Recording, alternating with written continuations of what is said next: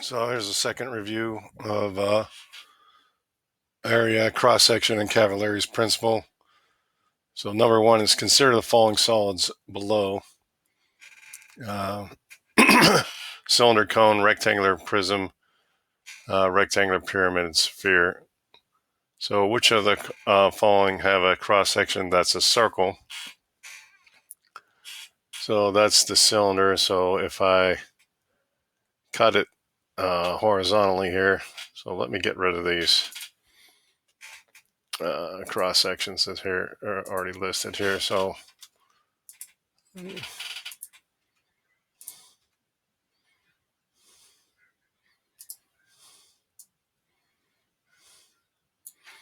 right, so which have a cross section that's a circle. So if I go parallel to the base here, if I made a cross section parallel to the base, so if I cut this way, it would have a cross section of a circle. And same thing here, if I did a cross section parallel to the base, it would make a circle. And the only cross section that a sphere makes is a circle. So which of the following have a cross section that's a rectangle? So the rectangular prism, so I could show you that. Illustrate that by doing this here. So if I cut it down through the sort of like the center here, it would be a rectangle. So I drew that line a little bit too long, but right here. So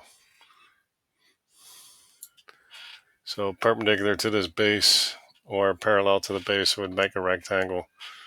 The rectangular prism would make a rectangle.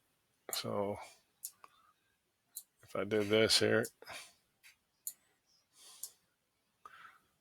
so parallel to the base would make a rectangle, and this one perpendicular to the base would make a rectangle.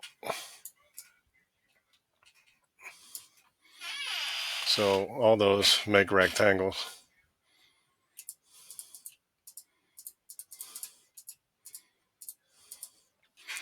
All right, which of these have a cross section that's a trapezoid? That's the rectangular pyramid. So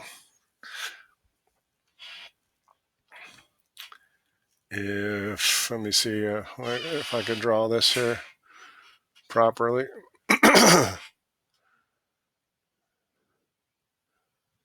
So a trapezoid would be something like this here. If I go up here and then go at a diagonal here.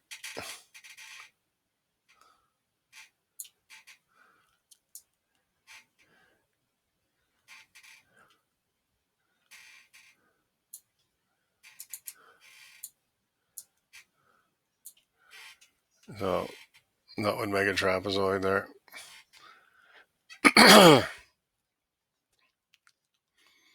Let me this here. So that would make a trapezoid, or the rectangular pyramid.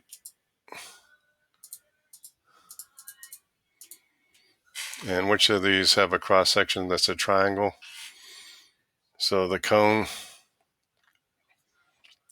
could have one if I did this here. So if I went through this vertex, that would make a triangle. The rectangular prism, same thing. If I went through this vertex, this would be a triangle. And then the rectangular prism, if I Let me see if I cut off one of these corners here. So if I sliced one of these corners, then that would make a triangle also.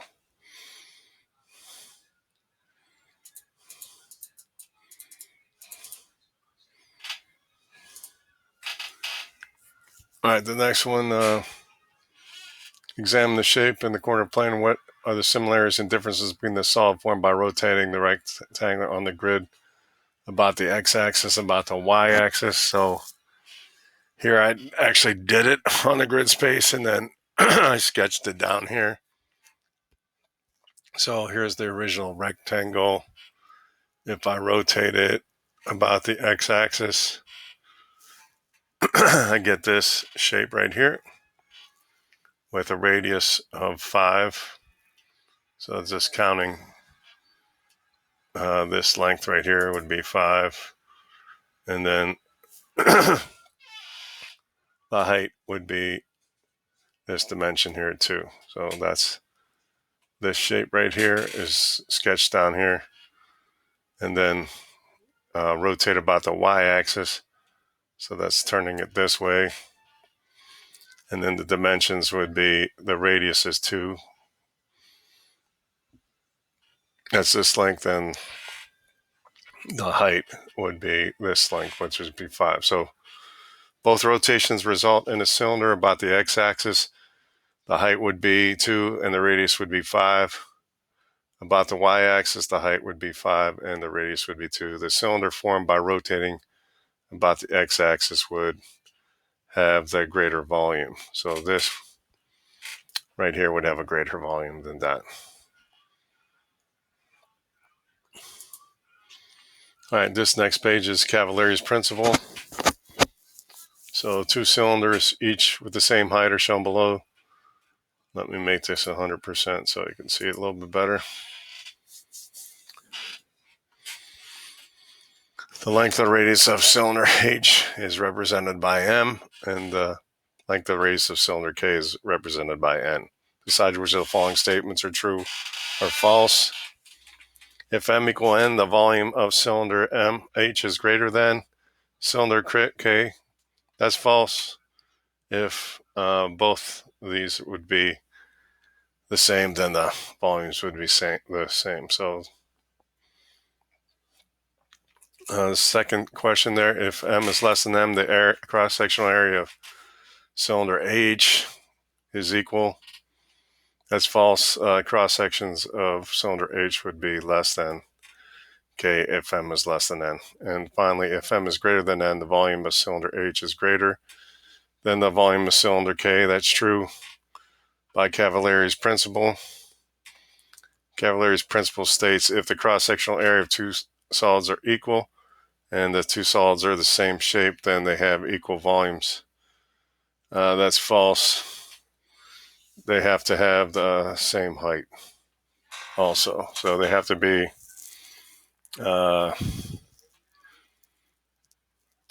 the same shape and have to have the same height. So 2 cylinders, those are the same shape and they have the same height. So these 2 volumes would be the same. All right, once again, let me erase these illustrations on this page here. All right, which of the following 3D shapes have a circular cross-section? Once again, that's the sphere, the cylinder. If I do a cross-section area parallel to the base, and sphere always has a circular cross-section, and then the cone, if I make it parallel to the base. Rectangular cross-section would be the rectangular prism, this one here. The cylinder, I illustrated that on the other page, in the cube. So let me illustrate on the cube since I didn't illustrate that one. So that would look like this here.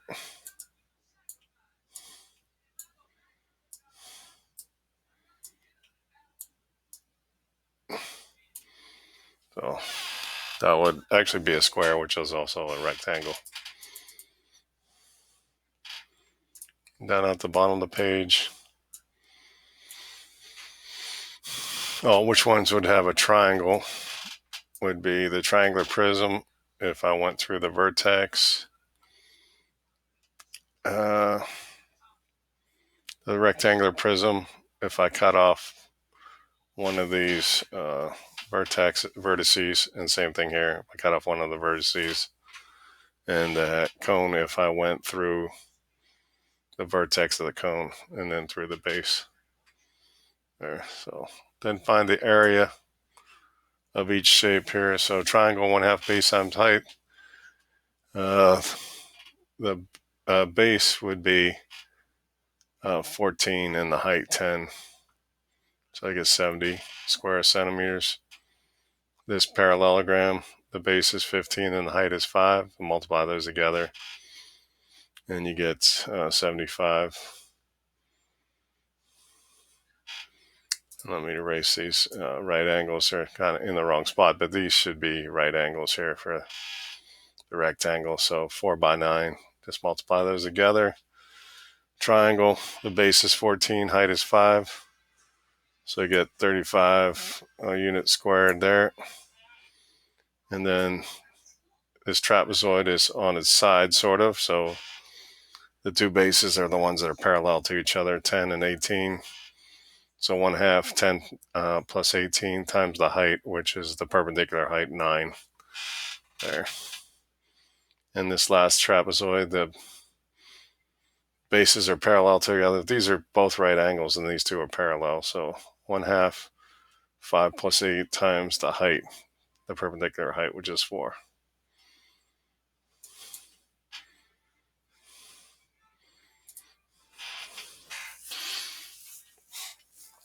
All right, so this is a rotation again. Both cause cylinders. So about the x-axis looks like this. About the y-axis looks like this. So about the x-axis, you have a radius of 2. That's this dimension, and a height of 3, which is that. And then about the y-axis, a radius of 3 and the height 2.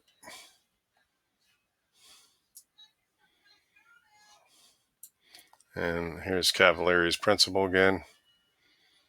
If x is greater than y, the cross-section of A will be less than B. That's false. It would be greater than. If both x and y are equal, the volumes would be equal. That's true because these are the same height here. If x is less than y, the volume of A would be greater than B. That's false. It would be less than. If x equal y, the cross-section of A will be equal to B. That's true. And then if x is less than y, the cross-sectional area of A will be equal to B.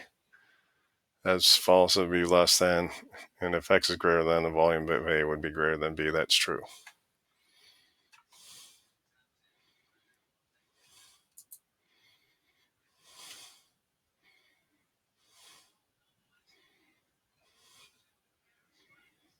All right. Once again, Cavaliers Principle here.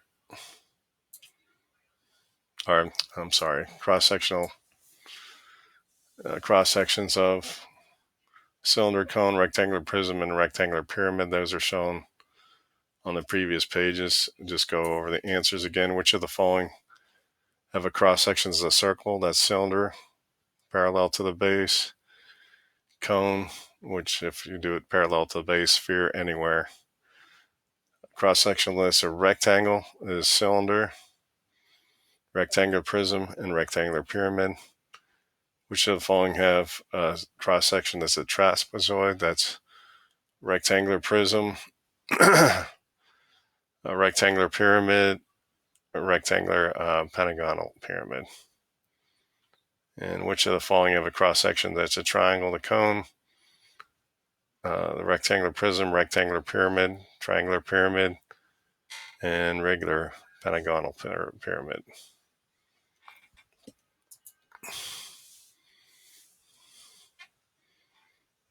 I think this is a repeat of one of the other questions there, so I'm going to skip past this page. And that's it. That was the second review of quiz number 1.